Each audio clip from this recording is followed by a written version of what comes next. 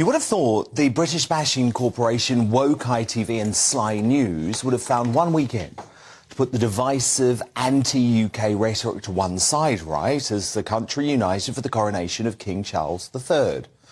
Chance would be a fine thing, given how much they despise the traditions of this country. So appalled with the champagne socialists who make up the London metropolitan media elite that they did everything possible to rain on the historic royal parade. In fact, the woke mind virus seemed to infect their coverage of this historic and celebratory event. And as ever, race baiting was at the heart of their bid to divide.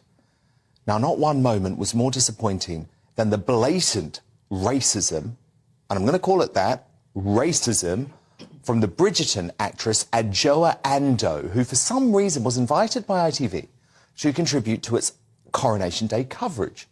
Probably, I'm imagining, because she's a well-known defender of Harry and Meghan. And at a moment of history, she decided the biggest takeaway from the balcony appearance was the colour of the participants' skin. There is a bit of me that we've gone from the rich diversity of the Abbey to a terribly white balcony. I'm very struck by that.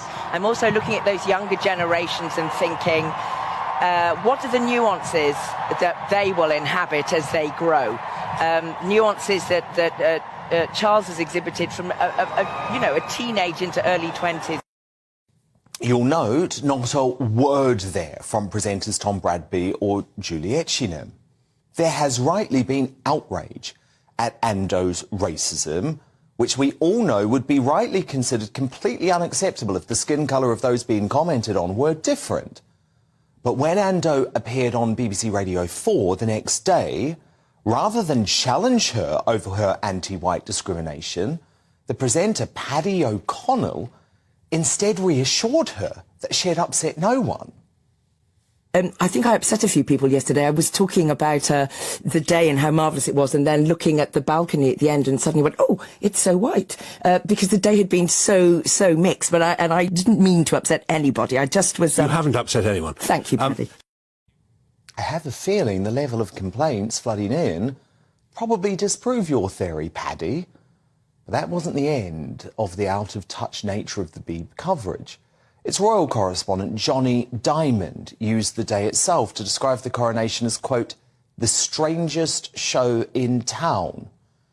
A Radio 2 DJ dismissed it as Tory Christmas. And BBC bosses decided to make one of their main studio contributors for the festivities a woke Harry and Meghan ally, yep, there's a theme here, called David Olusoga, who despises the Commonwealth and Brexit. Lots of questions about the monarchy in Israel now. They're up for discussion, as they always are and always have been. I think it's more difficult with a 1,000-year-old ceremony to reflect the other thing you've mentioned, which is the fact that we are one of the most secular nations in the world. You can have diversity of faith, but the lack of faith, which is a big factor in modern Britain, that's much harder to build into the ceremony. You can't, there's only so far you can modernise a 1,000-year-old ceremony without it stopping being that ceremony. To an extent, you can't modernise a monarchy because it is a monarchy, and that hereditary principle is one that many people will never be comfortable with.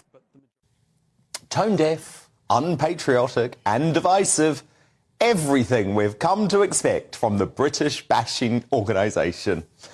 Has there ever been a moment in history where the media elite has been more out of touch with the great British public?